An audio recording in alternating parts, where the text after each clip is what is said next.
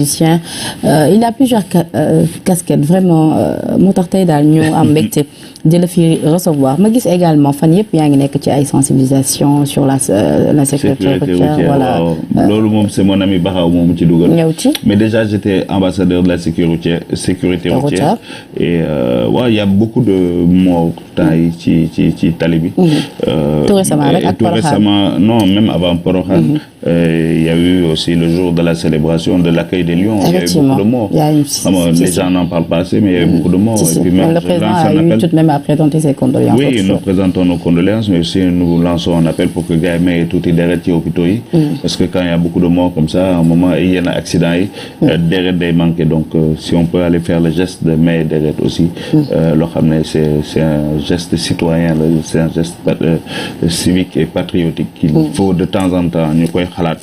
Mais derrière parce que il y a des moments aussi des manques et puis donc oui donc voilà pourquoi nous on s'engage par rapport à la sécurité routière am na ay gestes yu banal yoo xam ne takk ci ceinture xool wala nekk ci téléphone xam nga tu n'es pas concentré ñu mbëkk la wala nga mbëkk nit parce que yow xam nga nu ngay mën a concentré waaye xamuloo kii nekk en face de toi wala derrière toi également par rapport ak seen chargement yi.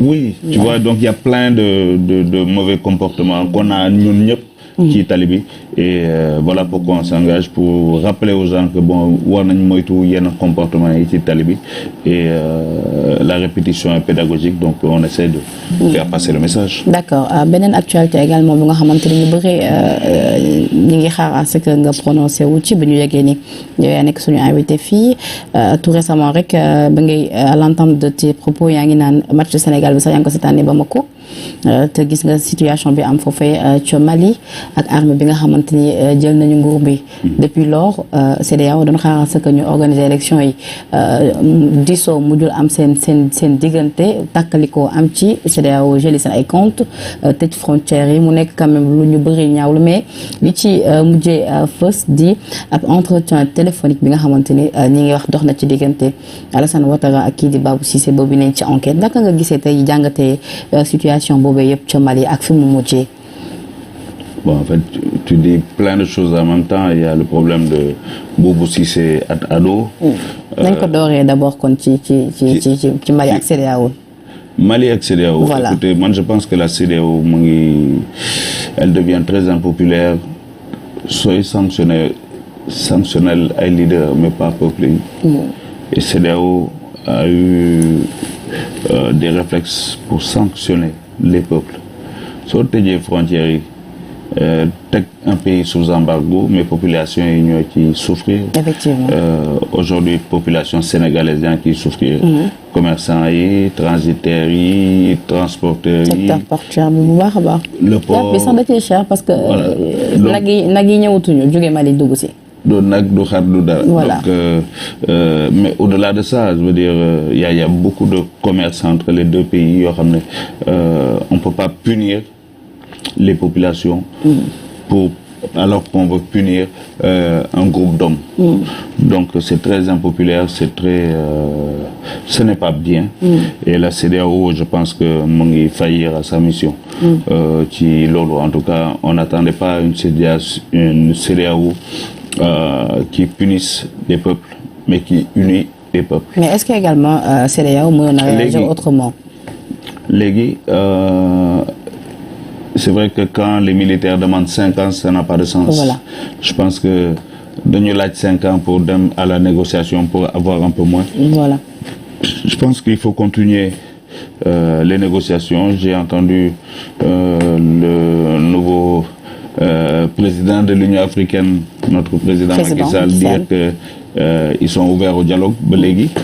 Donc on espère que le dialogue va revenir aussi par rapport à l'Union africaine, par rapport à la CEDEAO, pour que enfin le Mali puisse avoir un peu de paix. Parce que il fallait ma dem Mali pour comprendre situation bi dem naa Mali waxtaan ak yenn autorités yi foofu pour comprendre parce que Mali maa ngi fay dem depuis 86. Mais comment ça se passe là-bas actuellement? Ça se passe très bien, les populations sont debout. dama gis benn peuple boo xam ne c'est ay guerriers lañu, ils sont dignes. Am nañ embargo mais wuy ma kenn sëggul ñëpp siggi. Tu vois, ils sont très dignes.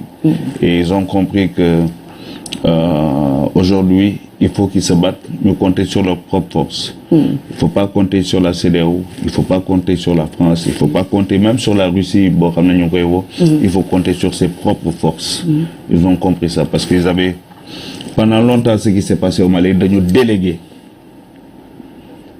seen souveraineté à une autre puissance. Comme yeneen pays africains yëpp. Mais c'est loolu mooy le nonsense dans lequel on est. Je m'explique. D'ailleurs, ça fait partie c'est le premier titre du prochain album. Quand on refuse, soo bañee neel maa bañ neel déedéet. Quand on refuse, on dit non. Munoo jël sa indépendance sans les responsabilités qui vont avec l'indépendance. Indépendance mooy souveraineté. Munoo jël sa souveraineté dénk ko keneen. Munoo jël sa xaalis dénk ko koo xam ne dala yàgg sàcc nga ne ko dencal ma sama koppar yow yaay defal sax sama koppar yaa may defaral sama monnaie. maanaam CFA.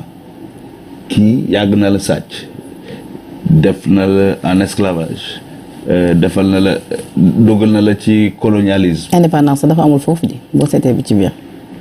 wuy ma. yàgg na sàcc say xaalis say koppar nga ne ko non léegi yaa may defaral yaa may dencal sama xaalis yaa may defal sama monnaie xam nga loolu nonsense la.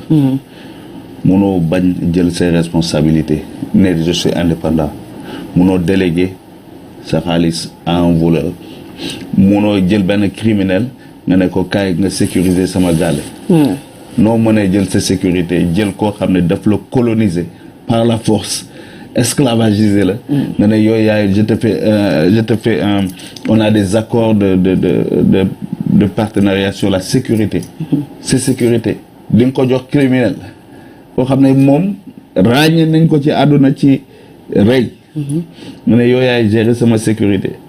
Ça n'a pas de sens. Mais pourquoi ñoom ñoo xam ne amul sens et que pourtant non mais parce que pendant longtemps il y a eu quelque chose qui était bloqué surtout chez nous autres là francophones d'Afrique de l'Ouest ñun on est bloqué dans nos têtes c'est-à-dire on n'a pas accepté jël suñu responsabilité de prendre notre liberté.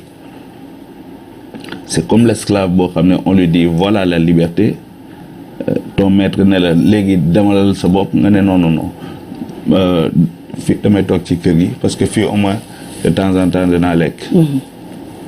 desetu maître bi donc dew ma ñu leen demal jëlal sa liberté nga ne ko fu ma jëm xaw ma ko donc dew ma mais un peuple doit prendre ses responsabilités.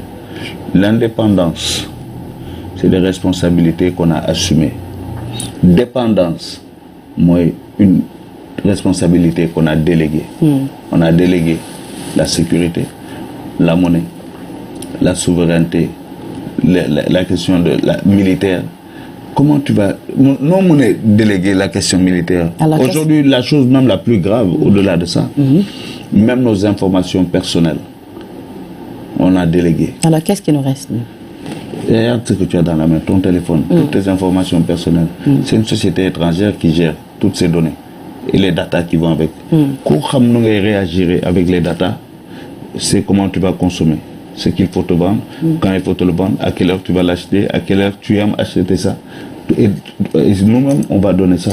Le mobile banking, madame, aujourd'hui, là, yo, à mon Orange Money. Orange Money, c'est à qui? Est-ce que ça nous profite à nous? Non. Wave, on est content. Est-ce que ça nous profite à nous? Non. À un moment, est-ce qu'on a vraiment envie d'être indépendant? Est-ce qu'on veut vraiment contrôler notre indépendance? C'est de ça qu'il s'agit. Le Mali, il y a question yoyu. Et on se rend compte que pendant longtemps, on a fui nos responsabilités. Nous avons nos responsabilités. Depuis 1960, on nous a dit vous êtes indépendant.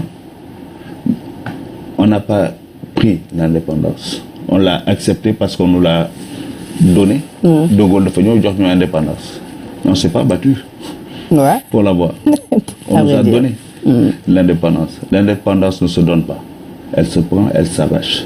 Les Maliens sont en train d'arracher leur indépendance qu'ils auraient dû prendre en 1960. D'accord, mais quand même...